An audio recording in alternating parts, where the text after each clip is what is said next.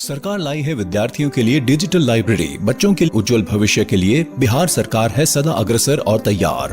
कक्षा 1 से कक्षा 12 तक की सभी पाठ्य पुस्तक पूरक सामग्री एवं वीडियो अब शिक्षा विभाग बिहार सरकार द्वारा विकसित पोर्टल पर है उपलब्ध।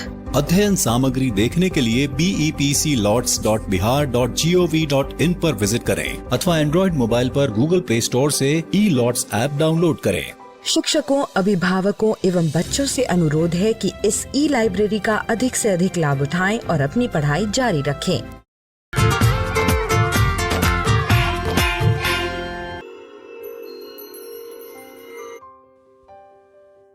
बापू की कहानी, जिसमें हम बात करेंगे महात्मा गांधी के जीवन के बारे में।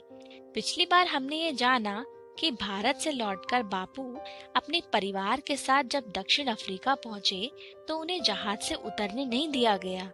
उन्होंने दक्षिण अफ्रीका में सत्याग्रह आंदोलन भी शुरू किया। वे अपने साथियों के साथ एक बस्ती में रहने लगे।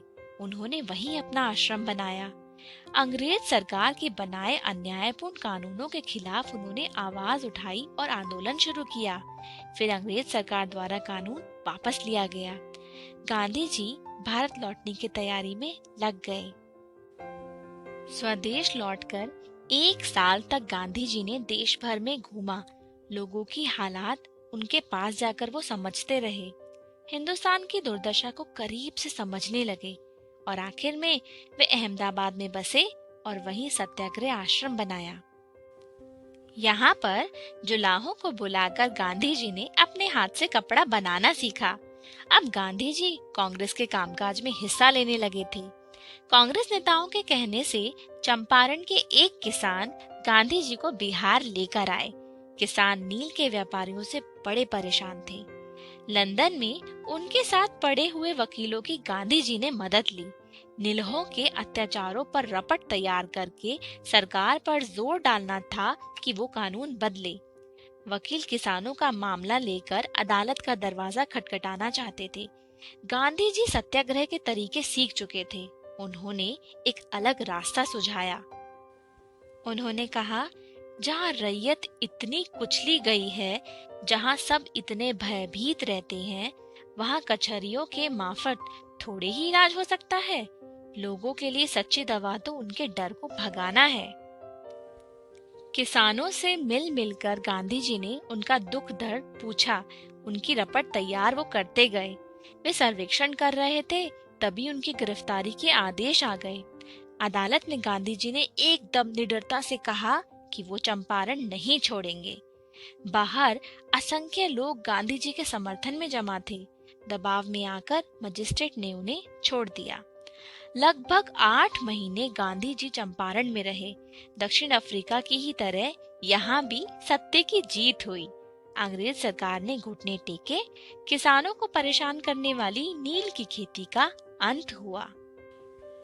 चंपारण सत्याग्रह की सफलता ने गांधी जी को कांग्रेस के मुख्य नेताओं के आगे खड़ा कर दिया। चंपारण की ही तरह गुजरात के खेड़ा में भी किसानों ने सत्याग्रह किया। वकील सरदार पटेल अब कांग्रेस के नेता बन चुके थे। अहमदाबाद में कपड़ों के कारखानों के मजदूरों ने हड़ताल कर दी थी।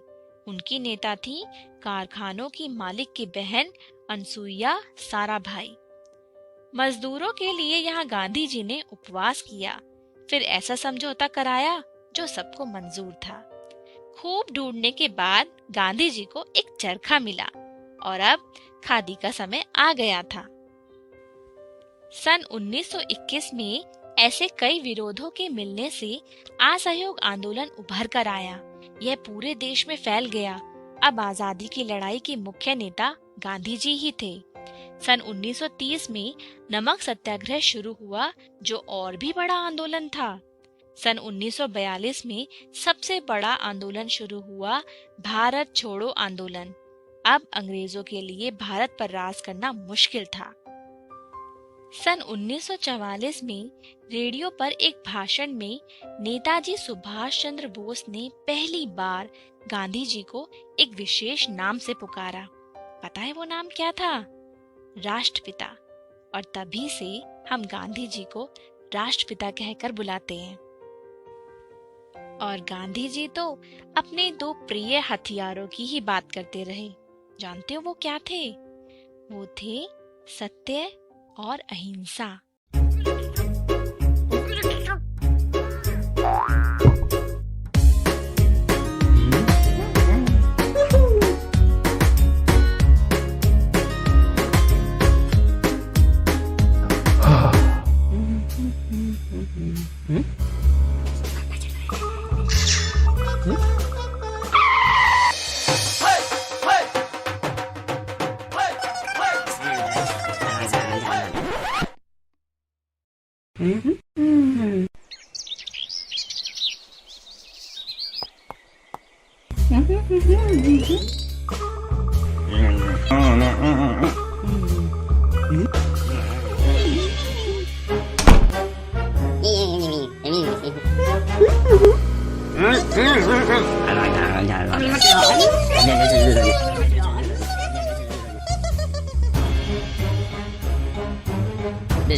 Se le covid que queda de lleva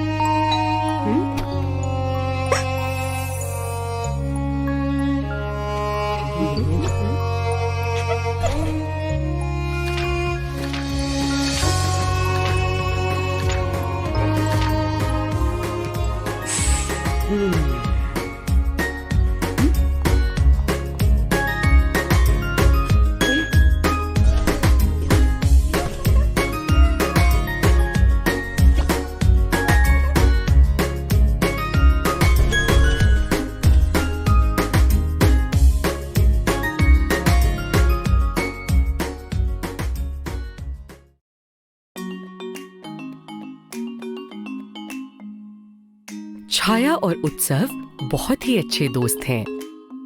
दोनों साथ में पढ़ाई भी करते हैं और साथ साथ खेलते भी हैं। छाया को विज्ञान में बहुत दिलचस्पी है और उत्सव को नई चीजें जानने की खूब उत्सुकता है। एक बार दोनों छाया के कमरे में पढ़ाई कर रहे थे, लेकिन उस दिन उत्सव का मन पढ़ाई में लग नहीं रहा था। तभी उसकी नजर कमरे में ड्रेसिंग टेबल के शीशे के ऊपर पड़ती है। तुम शीशे में क्या देख रहे हो उत्सव? छाया, मैं यह सोच रहा हूँ हमें शीशों में अपनी तस्वीर, मेरा मतलब है अपनी छवि कैसे दिख जाती है। ऐसा कांच के गिलास में देखने पर तो नहीं होता। अच्छा सवाल है। मुझे इतना पता है कि इसका संबंध प्रकाश से है। चलो आंगन में चलते हैं, वहाँ कुछ प्रयोग करके देखते हैं।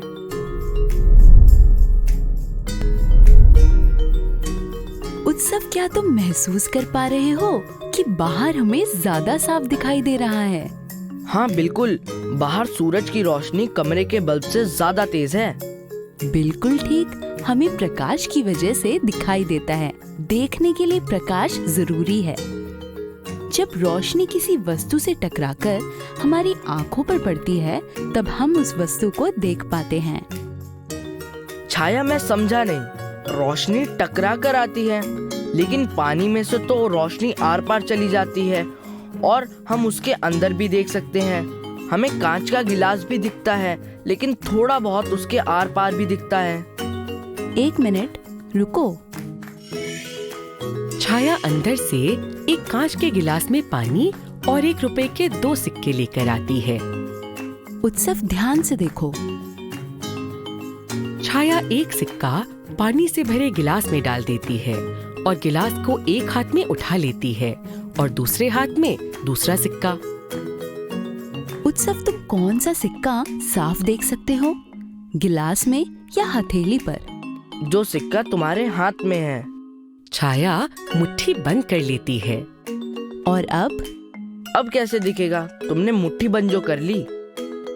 और अब गिलास दिख रहा है। तुम एक कैसी बात कर रही हो? जब तुमने हाथों से गिलास ढक लिया है तो कुछ कैसे दिखेगा? उत्सव, कुछ वस्तुएं पारदर्शी जिन्हें हम ट्रांसपेरेंट कहते हैं और कुछ अपारदर्शी जिन्हें हम अंग्रेजी में ओपेक कहते हैं।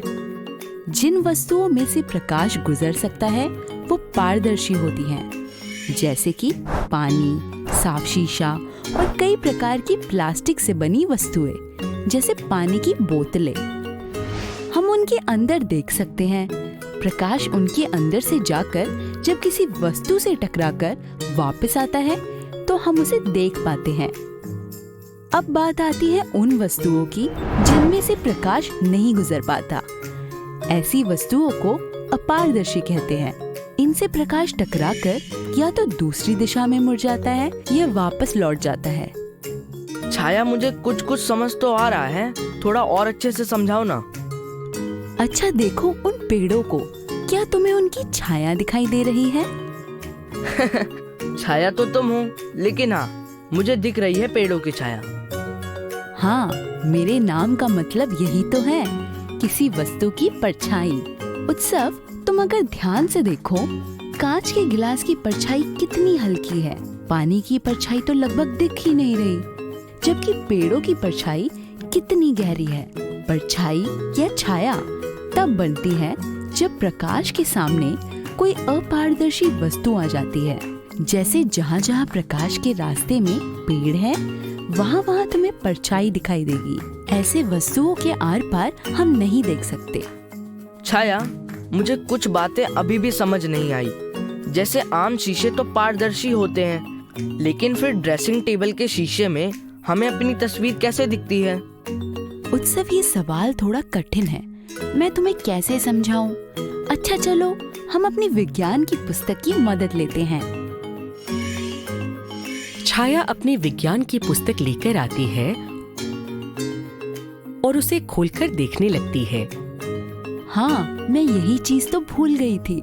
उत्सव, पारदर्शी और अपारदर्शी वस्तुओं के अलावा कुछ वस्तुएं अपरभासी भी होती है। इनमें से प्रकाश पूरी तरह आर पार नहीं जा पाता, किंतु कुछ हद तक जा पाता है, जैसे हल्का कागज, हल्का कपड़ा आदि। अच्छा, समझ गया, लेकिन मेरे सवाल का जवाब अभी भी नहीं मिला। बता रही हूँ, थोड़ा सब्र तो करो और शीशे के सामने खड़े हो जाओ। देखो, पहले बल्ब का प्रकाश तुमसे टकराता है, फिर परावर्तित होकर शीशे से टकराता है और उसके पीछे के चिकने पदार्थ से पुनः परावर्तित होकर हमारी आंखों में जाता है और हम खुद को देख पाते हैं। इसी तरह कमरे की हर वस्तु जो शीशे के सामने है, उसका बिंब हम शीशे में देख सकते हैं। वस्तुओं से प्रकाश टकराकर जब वापस लौटता है तो उसे प्रकाश का परावर्तन कहते हैं, यानी रिफ्लेक्शन। इसे समझने के लिए ही हमें पारदर्शी एवं अपारदर्शी के बारे में जानना जरूरी था। हर वस्तु अलग अलग मात्रा में प्रकाश का परावर्तन करती है। सबसे कम परावर्तन पारदर्शी वस्तुएं करती हैं और सबसे अधिक चमकीले अपारदर्शी। इनके बीच में पारभासी वस्तुएं आती है, जो वस्तुएं उन पर पड़ने वाले लगभग सारे प्रकाश को परावर्तित कर देती हैं। उनमें हम अपनी तस्वीर देख पाते हैं। अच्छा, समझ गया। मतलब ये कि शीशों में से प्रकाश गुजर जाता है, लेकिन उसके पीछे के पदार्थ से टकराकर परावर्तित हो जाता है। ये देखो, ड्रेसिंग टेबल के शीशे के पीछे एक चमकीले पदार्थ का लेप किया गया है, जो उस पर पड़ने वाले सारे प्रकाश को परावर्तित कर देता है। छाया, मैं समझ गया। शायद इसी तरह हम कई सारी चिकनी वस्तुओं में अपनी तस्वीर देख पाते हैं, जैसे चिकनी कटोरियाँ और चम्मच। हाँ बिल्कुल, चिकनी वस्तुएं ज्यादा प्रकाश परावर्तित करती है। अच्छा, लेकिन अब मुझे एक और सवाल सूझ गया। अब तो जितना मुझे समझ आया था सब बता दिया। हाँ, लेकिन मुझे जानना है कि चम्मच में हमारी तस्वीर छोटी क्यों दिखती है? उत्सव, इसका जवाब तो मुझे भी नहीं पता, लेकिन ये सवाल बहुत अच्छा है। हम दोनों टीचर से इसके बारे में जानेंगे। चलो तब तक हम किताबों में ही तुम्हारे इस सवाल का भी जवाब ढूंढते हैं। जानवरों का अनुकूलन भाग 3। नमस्ते दोस्तों, कैसे हैं आप सब? हम सब अलग अलग जगहों पर रहते हैं, जैसे समुद्र के किनारे, रेगिस्तान के पास, पहाड़ों पर, वनों के समीप, गांव में या शहर में। जहां आप रहते हैं वो आपका निवास स्थान कहलाता है, अंग्रेजी में जिसे हैबिटेट कहते हैं। मनुष्य जहां रहता है उस जगह और वहां की जलवायु के हिसाब से कपड़े पहनता है, खाना खाता है और अपने आप को सुरक्षित रखता है। क्या आपने कभी सोचा है कि पशु पक्षी कैसे अनुकूलन करते हैं? वो भी तो अलग अलग जगहों पर रहते हैं, जैसे वनों में, रेगिस्तान में इत्यादि। आइए इस वीडियो के माध्यम से हम यही जानने का प्रयास करेंगे।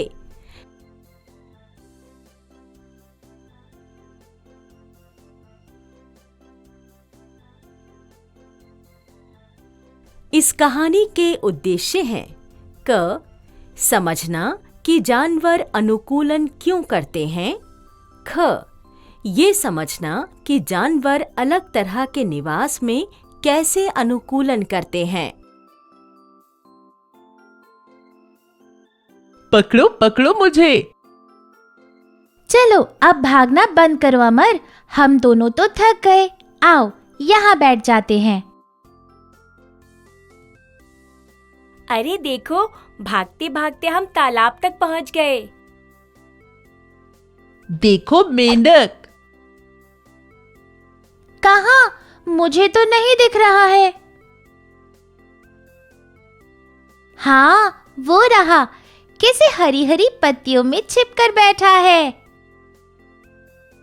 प्रकृति ने जानवरों को पर्यावरण के अनुकूल बनाए रखने के लिए अलग अलग शारीरिक लक्षण दिए हैं, जैसे ये मेंढक।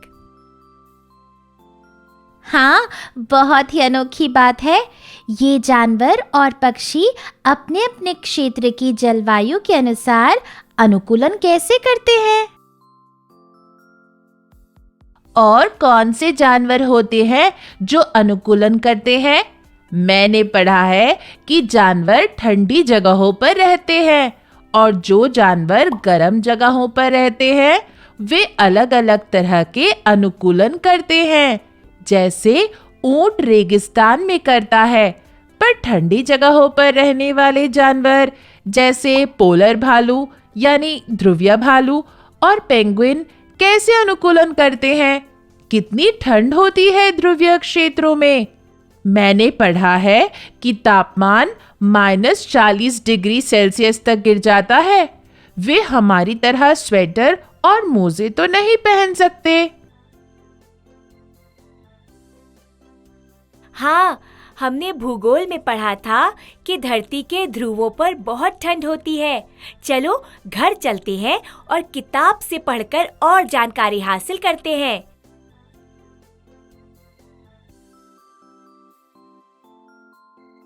ये देखो इन चित्रों को। यहाँ पोलर भालू यानी ध्रुवीय भालू और पेंगुइनों की तस्वीरें हैं। चलो पढ़ते हैं।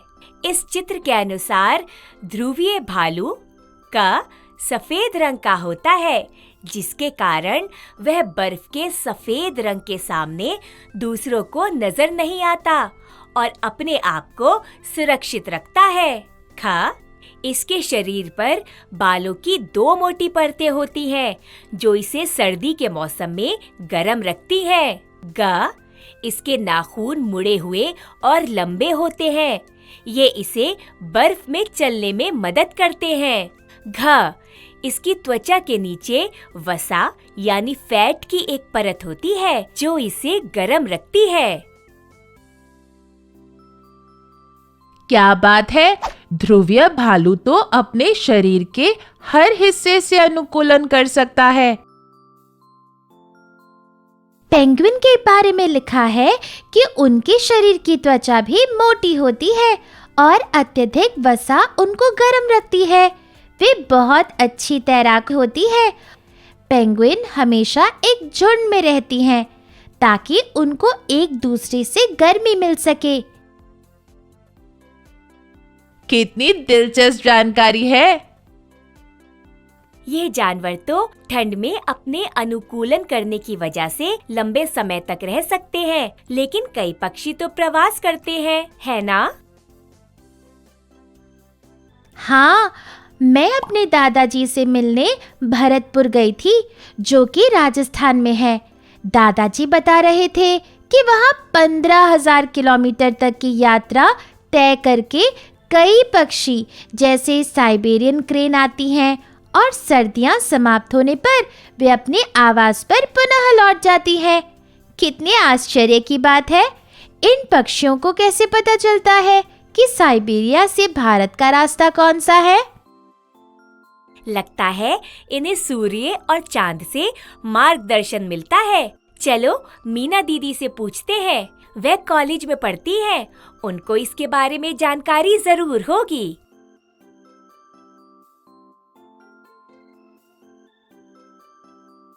नमस्ते मीना दीदी, कैसी हैं आप? हम सब जानवरों और पक्षियों के अनुकूलन के बारे में चर्चा कर रहे थे कि जब पक्षी प्रवास करते हैं तो वे कैसे वर्ष दर वर्ष एक ही जगह पर आते रहते हैं, उनको रास्ते कैसे याद रहते हैं। अरे वाह बच्चों, बड़ी मजेदार चर्चा कर रहे हो तुम सब।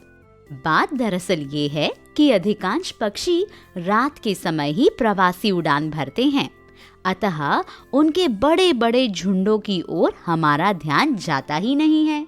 स्पष्ट ही उनकी बनावट में ऐसी कोई विशेषता है जो इन बाहरी चीजों की मदद के बिना भी दिशा निर्धारण में सहायता करती है। इस विशेषता की वैज्ञानिकों को अभी भी ठीक ठीक समझ नहीं है। इसका भी कुछ प्रमाण है कि पक्षी दिशा का पता लगाने के लिए धरती के चुंबकीय क्षेत्र का उपयोग करते हैं। कितनी अनोखी जानकारी है ये। मुझे तो लगता है किसी दिन किसी प्रवासी पक्षी से ही पूछना पड़ेगा। काश मेरे भी पंख होते तो मैं भी इन पक्षियों की तरह देश विदेश की सैर करती। दीदी, हमने पढ़ा था कि ट्रॉपिकल उष्णकटिबंधीय क्षेत्र भूमध्य रेखा इक्वेटर के पास होते हैं। यहाँ वर्षावन यानी रेन फॉरेस्ट होते हैं। वहाँ बहुत वर्षा होती है और मौसम बहुत गर्म और आर्द्र होता है। यहाँ कई सारे जानवर पाए जाते हैं, जैसे बंदर, गुरिल्ला, शेर और रंग बिरंगे पक्षी जैसे तोते आदि। ये सारे अपने आप को वर्षावन के अनुकूल कैसे बनाते हैं? हाँ, सही कहा तुमने। वर्षावन में रहने वाले पशु पक्षियों की सुनने की शक्ति, तीव्र दृष्टि, मोटी त्वचा उन्हें आसपास के क्षेत्र के साथ मिलकर छलावरण यानी कैम्यूफ्लाज करने में सहायता करती है। बंदर अपनी लंबी पूंछ की सहायता से शाखाओं को आसानी से पकड़ सकता है और यहाँ से वे वहाँ कूद सकता है। और हाथी अपनी लंबी सूंड से भोजन उठा सकता है और अपने दांतों से पेड़ों की छालों को आसानी से छील सकता है। अरे वाह, तुम सब तो बहुत जानकार हो। पता है, हाथी के कान उसे हल्की से हल्की ध्वनि सुनने में मदद करते हैं और उसे गर्मी में पंखे जैसे ठंडा भी रखते हैं। एक पक्षी जिसका नाम टूकन है, उसकी चोंच बहुत लंबी और बड़ी होती है। अपनी चोंच की वजह से वह ऐसी शाखाओं पर लगे फल को तोड़ सकता है जो बहुत कमजोर होती हैं। क्या बात है! चलो रमा, अमर, हम घर जाकर एक चित्र बनाते हैं और उसमें पशु और पक्षियों के अनुकूलन की जानकारी लिखते हैं। कल स्कूल में टीचर जी को दिखाएंगे। धन्यवाद मीना दीदी। तो देखा दोस्तों, जानवर कैसे अलग अलग जलवायु में अनुकूलन करते हैं, है ना कितनी विचित्र बात। हमें कोशिश करनी चाहिए कि हम जानवरों के आवाज को नुकसान न पहुंचाएं। जल्द मिलेंगे दोस्तों।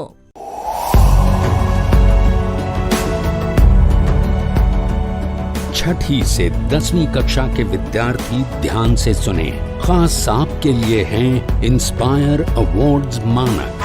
जीएसटी और एनआईएफ द्वारा हर साल हो रहे इंस्पायर अवार्ड्स मानक के पहले राष्ट्रीय पुरस्कार विजेता हैं। विजेता आप भी हो सकते हैं। इसलिए किसी भी क्षेत्र में साइंस और टेक्नोलॉजी पर आधारित अपने इनोवेटिव आइडियाज के साथ तैयार हो जाइए। जानते हैं ना, आप में से 1 लाख स्टूडेंट्स को 10-10 हजार रुपए मिलेंगे अपने आइडियाज को प्रोटोटाइप बनाने के लिए। उसके बाद दुनिया सराहेगी आपका हुनर जब पहुंचेगा आपका आइडिया लोगों तक प्रोडक्ट के रूप में। तो अपने ओरिजिनल इनोवेटिव आइडियाज को स्कूल में जमा करें। बेस्ट आइडियाज आगे बढ़ाए जाएंगे ऑफिशियल वेबसाइट पर, और हाँ, जल्दी आज ही जमा करें। So good luck with inspire awards मानक।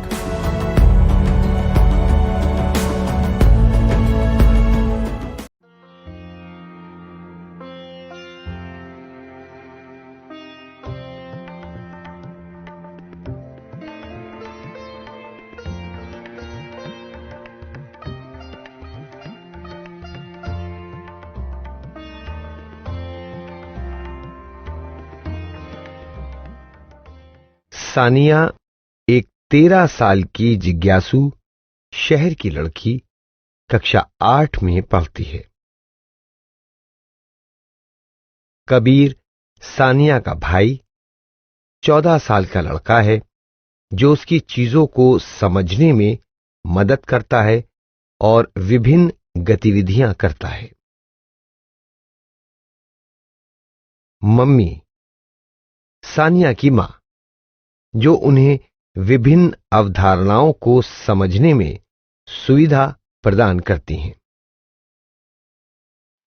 हेलो दोस्तों, आप सबको देखकर खुशी हुई।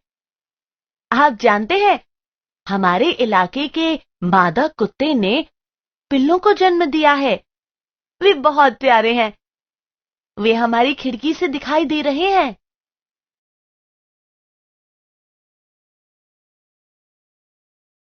देखिए मम्मी, ये पिल्ले कितने प्यारे हैं।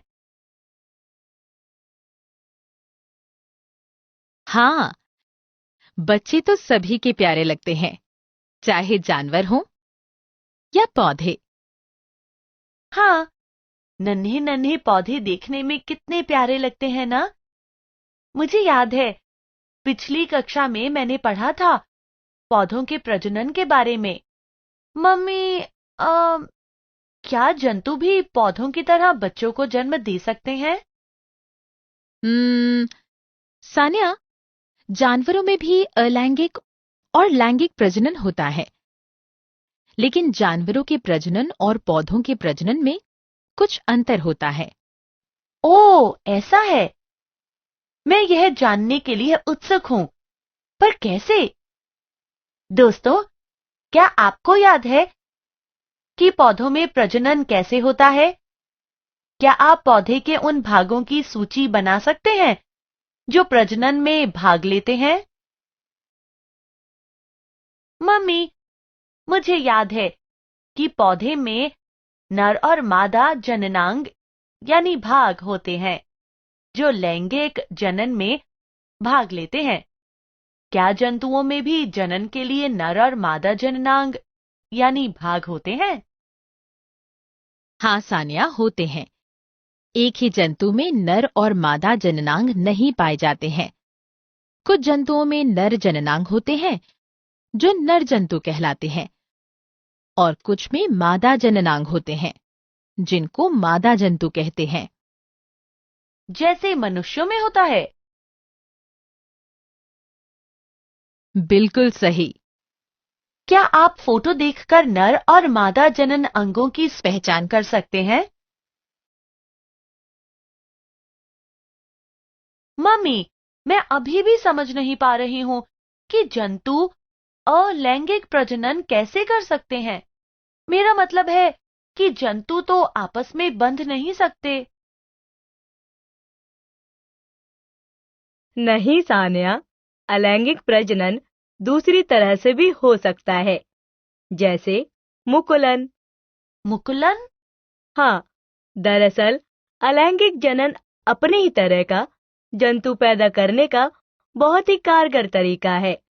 जरा सोचो, अगर तुम खुद ही 2 हिस्सों में बंट जाओ और खुद के जैसा जंतु पाओ। मुझे इसके बारे में जानकारी नहीं है कि जंतु खुद के जैसा जंतु कैसे बना सकते हैं। सानिया, सारे जंतु ऐसा नहीं कर सकते, परंतु अलैंगिक जनन कुछ जंतु जैसे हाइड्रा और अमीबा ही कर सकते हैं। हाँ, नए जीव मुकुलन एवं द्विखंडन के द्वारा पैदा होते हैं और एकदम अपने जनक जैसे ही दिखते हैं।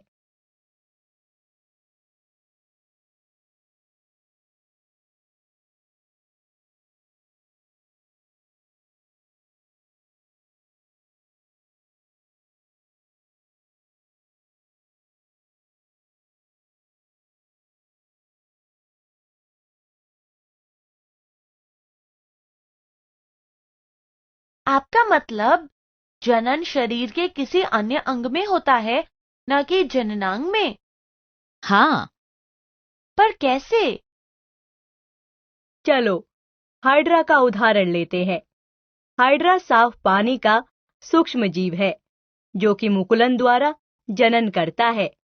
अनुकूल वातावरण में उसके डंठल पर कली निकलना शुरू होती है। कली अपने जनक हाइड्रा जैसा ही जाल बनाने लगती है। धीरे धीरे कली अपने जनक जीव से अलग होने लगती है। जैसे ही कली पूरी तरह से अलग हो जाती है, एक नया और समान हाइड्रा बन जाता है। ये तो मजेदार है। क्या अमीबा भी इसी तरह मुकुल बनाता है? नहीं सान्या, अमीबा द्विखंड द्वारा जनन करते हैं।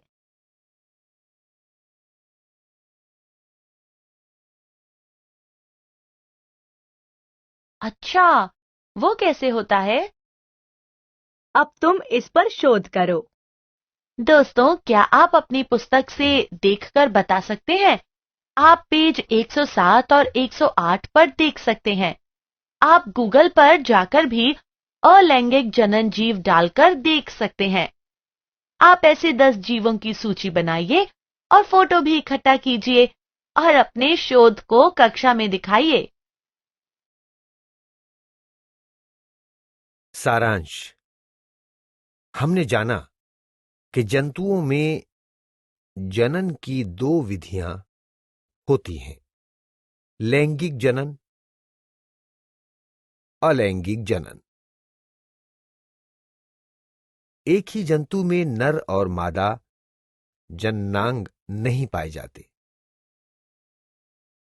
कुछ जंतु जैसे हाइड्रा और अमीबा में अलैंगिक रूप से प्रजनन करने की क्षमता होती है। अलैंगिक प्रजनन में बच्चे मुकुलन जैसे हाइड्रा में या द्विखंडन जैसे अमीबा में से होते हैं। जनन शरीर के किसी अन्य अंग में होता है, जननांग में नहीं। नए आइडियाज और इनोवेशन को आगे बढ़ाने का दुनिया का सबसे बड़ा मंच है इंस्पायर अवार्ड्स मानक, जहां कक्षा 6 से 10 तक के छात्र साइंस और टेक्नोलॉजी से संबंधित अपने आइडियाज और इनोवेशन को देश दुनिया तक पहुंचाने का मौका पा सकते हैं। स्कूल के माध्यम से जल्द अपने आइडिया को इंस्पायर अवार्ड मानक के वेब पोर्टल पर जमा करवाएं और अपने इनोवेटिव यात्रा की शुरुआत करें। ये करेगा आपके सपनों को साकार और एक नए नवसर्जक भारत का निर्माण। इंस्पायर अवार्ड्स मानक, इंस्पायरिंग इनोवेटर्स ऑफ टुमारो। ज्यादा जानकारी के लिए www.inspireawards-dst.gov.in पर जाएं।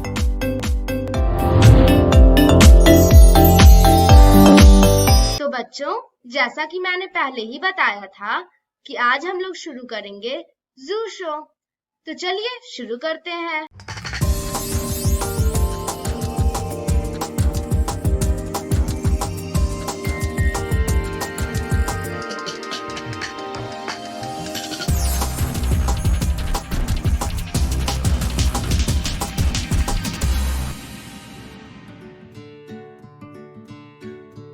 संजय गांधी जैविक उद्यान के जू आउटरीच प्रोग्राम के तहत आज हम आपकी सैर कराएंगे यहां अवस्थित औषधीय गार्डन यानी हर्बल गार्डन की।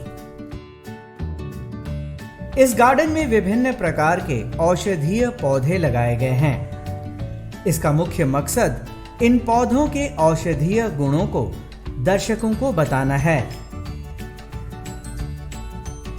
हर्बल गार्डन के मुख्य द्वार पर महर्षि धन्वंतरी के बड़े आकार की प्रतिमा लगाई गई है।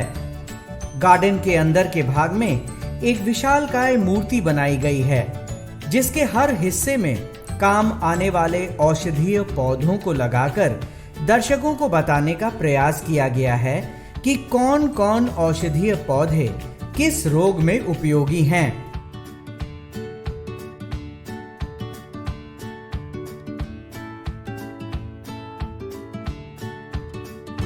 पटना जू में वनस्पति प्रक्षेत्र में एक सेक्शन बनाया गया है जिसमें अलग अलग तरह के गार्डन्स के बारे में जिक्र है। उसी क्रम में आज हम लोग हर्बल गार्डन के बारे में जानेंगे और यहाँ क्या क्या प्रजातियाँ हैं। जैसा कि हम जानते हैं कि हर्बल गार्डन को मेंटेन करने का मुख्य उद्देश्य है कि लोगों में आयुर्वेदा से संबंधित और जो भी औषधीय पौधे हैं और एरोमेटिक्स प्लांट हैं उससे संबंधित लोगों को जानकारी दी जा सके। प्राचीन काल में जो आयुर्वेदा था ये हमारे एक जीवन पद्धति में शामिल था और जो भी हमारे गांव या देहात के लोग होते हैं या पुराने लोग हैं वो अपने जीवन में प्रतिदिन बहुत तरह के ऐसे पौधों का यूज करते हैं डेली इसमें, जिससे अलग अलग फ़ायदा होती है। लेकिन धीरे धीरे ऐसा देखा गया कि इस ट्रेडिशनल नॉलेज का क्षरण होता जा रहा है। जो आगे आने वाली नई पीढ़ी है उनको इस बारे में जानकारी नहीं है। तो इसी क्रम में संजय गांधी जैविक उद्यान में हर्बल गार्डन का स्थापना किया गया है महर्षि धन्वंतरी के नाम पे। हमारा हर्बल गार्डन है पटना जू का। इसमें बहुत से प्रजाति के स्पीसीज पौधे इसमें लगाए गए हैं, जैसे सर्पगंधा, सुगंधा, इसके अलावा मुस्तक हैं, अस्परागस हैं, स्टीविया हैं और भी बहुत तरह के प्लांट्स लगाए गए हैं और उनके यूजेज के बारे में भी बताया गया है। यहाँ 60 से अधिक प्रजाति के औषधीय पौधों को आप एक ही स्थान पर देख सकते हैं। यह है सर्पगंधा, जिसका उपयोग उच्च रक्तचाप और अनिद्रा के लिए किया जाता है। यहाँ आप कई प्रकार के तुलसी के पौधों को देख सकते हैं जो इम्यूनिटी और रेजिस्टेंस बढ़ाने के लिए काम करते हैं। तुलसी के औषधीय गुणों का आयुर्वेद में अधिक महत्व है। यहाँ आप श्याम तुलसी और आम तौर पर पाए जाने वाले तुलसी पौधों के अलावा लवंग तुलसी और कर्पूर तुलसी के पौधों को भी देख सकते हैं। भृंगराज का संपूर्ण पौधा उपयोगी है, जो बालों के लिए और आंख संबंधी बीमारियों में उपयोग किया जाता है। सदाबहार का संपूर्ण पौधा मधुमेह में लाभकारी होता है। एलोवेरा, जिसे हम घृत कुमारी के नाम से भी जानते हैं, पेट के लिए अति उपयोगी माना जाता है। इस गार्डन में पौधों की जानकारी लेने हजारों की संख्या में दर्शक आते हैं। बिहार सरकार के औषधि निदेशालय की ओर से उद्यान में दर्शकों को औषधीय उपचार की जानकारी भी दी जाती है और इसके लिए यहाँ चिकित्सक को प्रतिनियुक्त किया गया है। औषधीय पौधों का एक अनोखा संग्रह है। यहाँ 60 से भी अधिक प्रजाति के पौधे हैं, जो कि सब पौधे अपने रूप और गुण के कारण काफ़ी लाभदायक है और अपने आप में एक अलग पहचान है। आज के प्राचीन युग में इन औषधीय पौधों का काफ़ी उपयोग किया जाता रहा है और फिर से एक प्रचलन चली है कि लोग आयुर्वेद की ओर बढ़ रहे हैं। और संजय गांधी जैविक उद्यान इन औषधीय पौधों को बहुत ही अच्छे तरह से संजो कर रखा हुआ है और यहाँ पौधे पर काफ़ी ध्यान दिया जाता है, किस पौधे को कब पानी चाहिए, कब इसमें कोड़नी चाहिए, कब निकौनी चाहिए, कितना पानी चाहिए, इन सब चीज़ों का ध्यान रखा जाता है। 60 से भी ऊपर प्रजाति के यहाँ पौधे हैं, जैसे लाजवंती हो गया, खस हो गया, अश्वगंधा हो गया, शंख पुष्पी हो गया, वन हल्दी हो गया। और सभी पौधे कहीं ना कहीं से हमारे शरीर को स्वस्थ रखने में काफ़ी लाभदायक हैं। आज की कड़ी में बस इतना ही। कल फिर मिलेंगे जू शो के एक और एपिसोड के साथ। तब तक के लिए नमस्कार।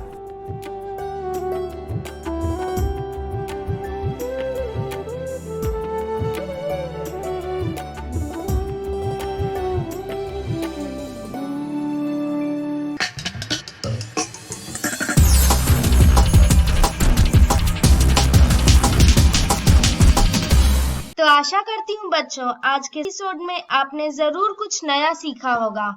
आप अपने विचार हमें स्क्रीन पर दिए गए व्हाट्सएप नंबर 9431043527 या ईमेल आईडी bepcddprogram@gmail.com पर भेज सकते हैं। और हाँ, आप मेरा दूरदर्शन मेरा विद्यालय कार्यक्रम को कभी भी बिहार शिक्षा परियोजना परिषद के YouTube चैनल पर देख सकते हैं। इसके लिए सर्च करें BEPC मेरा दूरदर्शन मेरा विद्यालय और कार्यक्रम को देखें, इम्पोर्टेंट पॉइंट्स को नोट करें और क्वेश्चंस हल करें। इसके अलावा इसके सारे एपिसोड बिहार शिक्षा परियोजना परिषद की वेबसाइट पर डिजिटल लर्निंग सेक्शन में भी उपलब्ध है। विजिट करें www.bepcssa.in।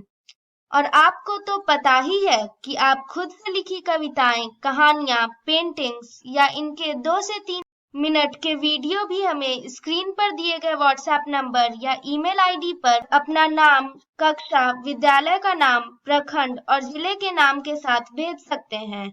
हम चुने गए एंट्रीज को आने वाले एपिसोड में प्रसारित भी करेंगे। तो घर पर रहें, पढ़ते रहें, बढ़ते रहें। मिलते हैं अगले एपिसोड में। बाय बाय बच्चों। डर से नहीं तैयारी से आगे कदम बढ़ाना है। रुकी जिंदगी में चहल पहल वापस फिर से लाना है। धोकर हाथ पहन कर मास्क सुरक्षित जीवन चलाना है। सुरक्षित जीवन चलाना है। डर कर नहीं तैयारी से आगे कदम बढ़ाना है। डर कर नहीं तैयारी से आगे कदम बढ़ाना है। रखेंगे 2 गज की दूरी, सबको पौष्टिक आहार खिलाएंगे, बच्चों और बूढ़ों का करेंगे ख्याल। रोगी नहीं रोग से लड़ कोरोना को हराएंगे। स्वास्थ्य केंद्र फिर से खुल गए, जिनका लाभ उठाना है।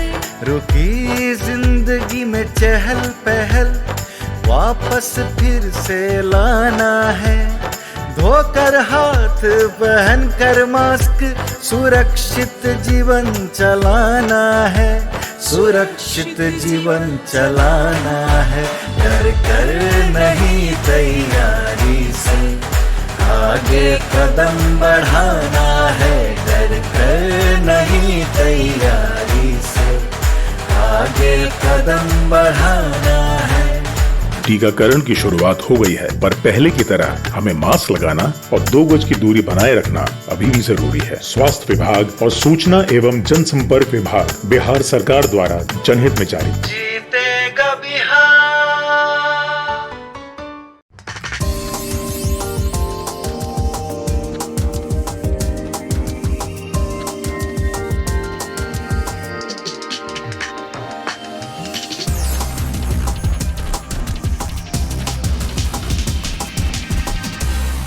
संजय गांधी जैविक उद्यान जू आउटरीच प्रोग्राम में आज हम जिस पक्षी के बारे में बात करेंगे वो उड़ तो नहीं सकता, लेकिन दुनिया का सबसे तेज रफ्तार में दौड़ने वाला पक्षी है। जी हां, बात कर रहे हैं शुतुरमुर्ग की। शुतुरमुर्ग दुनिया का सबसे बड़ा पक्षी है, जिसकी गर्दन ऊंट की तरह लंबी होती है। शुतुरमुर्ग पक्षियों की सबसे बड़ी जीवित प्रजातियों में से है और किसी भी अन्य जीवित पक्षी प्रजाति की तुलना में सबसे बड़े अंडे देती है। ये पटना जू में पाया जाने वाला ऑस्ट्रिच जो है दूसरा फ्लाइटलेस बर्ड है। कैसुअरी भी पटना जू में है। जो ऑस्ट्रिच की आंखें होती हैं वो टेरेस्ट्रियल एनिमल्स में सबसे बड़ी होती हैं। इसकी एक खासियत ये भी है, और इनका बड़ा ही लंबा ये गर्दन होता है और एक आकर्षण का केंद्र होता है। जब ये किसी भी चीज़ को खाते हैं उसके बाद ये अपना गर्दन ऊपर करके इसको निगलने का प्रयास करते हैं, तो ऊपर से स्पष्ट रूप से उनके नली के द्वारा इसे नीचे उतरते हुए भी देखा जा सकता है। ऑस्ट्रिच है, इनके अंडों को खाया भी जाता है। बहुत से कंट्रीज में इनके अंडे एक डेलिकेसी के रूप में यूज किए जाते हैं। इसके अतिरिक्त इनकी फार्मिंग भी होती है और स्किन और हाइड वगैरह से वेरियस लेदर के प्रोडक्ट्स बनाए जाते हैं।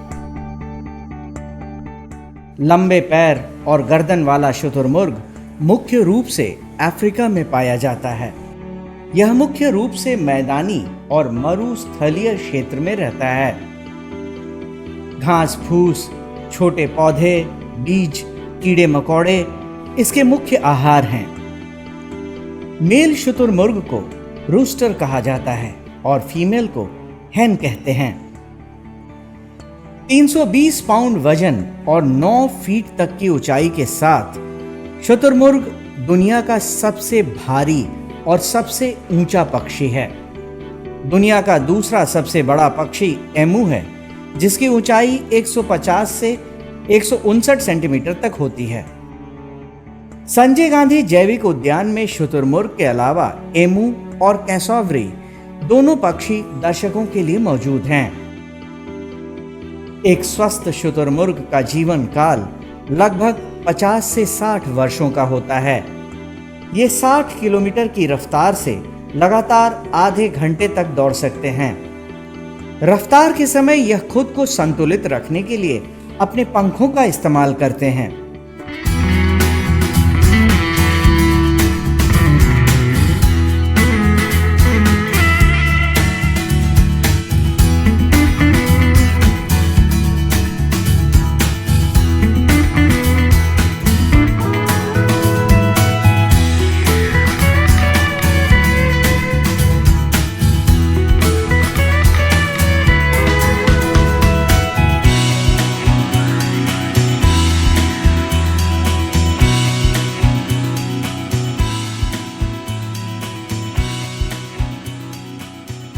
मादा शुतुरमुर्ग का गर्भकाल लगभग 42 दिनों का होता है। इसके अंडे का आकार 6 इंच लंबा और 5 इंच चौड़ा होता है। ये साल में ऐसे 60 अंडे दे सकती है। इसके अंडे से 40 दिनों में चूजे बाहर आते हैं। एक अंडे का वजन 1.5 किलोग्राम तक होता है। शुतुरमुर्ग का एक अंडा मुर्गी के 24 अंडे के बराबर होता है। शुतुरमुर्ग में देखने की क्षमता काफी तेज होती है। ये दिन के समय 3 से 3.5 किलोमीटर दूर स्थित वस्तु को आसानी से देख सकते हैं। इनमें सुनने की शक्ति भी गजब की होती है। तेज दृष्टि और श्रवण शक्ति इन्हें शिकारियों से बचने में काफी मदद करती है। शुतुरमुर्ग समूह में रहना पसंद करते हैं। इनके समूह को फ्लॉक कहा जाता है। सामान्यतः एक फ्लॉक में 10 तक सदस्य होते हैं।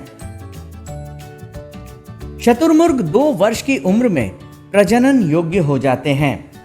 विगत वर्ष 2 शुतुरमुर्ग चेन्नई के वेंडालूर जू से लाए गए हैं। इन्हें दिन में 2 बार खाना दिया जाता है। सुबह के खाने में इन्हें चना, मूंग, गेहूं, मकई, फुला हुआ और बर्ड मेज दिया जाता है, और इनके शाम के खाने में पालक का साग, केला और आटा रोटी, पपीता, टमाटर इत्यादि दिया जाता है। साफ़ सफाई में इनके इंक्लूजर में पत्तों की साफ़ सफाई, इनके पानी की रोज़ सफाई होती है। जहाँ पे इन्हें खाना दिया जाता है उनका रोज़ साफ सफाई होता है। इनकी एक्टिविटी से यह स्पष्ट हो जाता है कि यह अस्वस्थ है, जिसकी सूचना पशु चिकित्सक पदाधिकारी को दी जाती है। संजय गांधी जैविक उद्यान में शुतुरमुर्ग अपने इन्हीं विशेषताओं और खूबसूरती के कारण दर्शकों को बेहद पसंद हैं और यहाँ आने वाला हर दर्शक इनके एनक्लोजर के पास इन्हें देखने जरूर जाता है। आज के लिए बस इतना ही। कल फिर मिलेंगे पटना जू शो में एक नए एनक्लोजर के पास एक नए जानवर के साथ। तब तक के लिए नमस्कार।